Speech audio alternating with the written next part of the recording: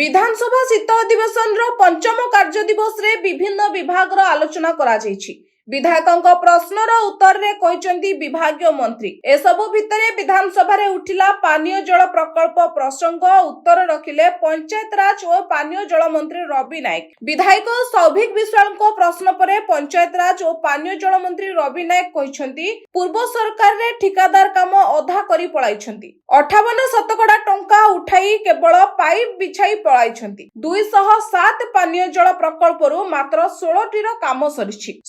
192टी प्रकल्परू मार्च सुधा 56टी कार्य सारिबाकू धार्य होईछि। पूर्व सरकार भूल पाई लोके पानीय जल कष्ट पाउछंती। सेहिपरि मेगा जल प्रकल्प काम नै पूर्व सरकार को मध्य टार्गेट करछंती विभागीय मंत्री। पूर्व सरकार समय रे ठिकादार माने मले नै पळैछंती। पूर्व सरकार केवल पाइप बिछाइबा काम करथिले, केवल घर को टैप लगाइछंती। जे माने ठिका नैथिले से माने 58% पैसा नै पळाइछंती। Bureau report NTV.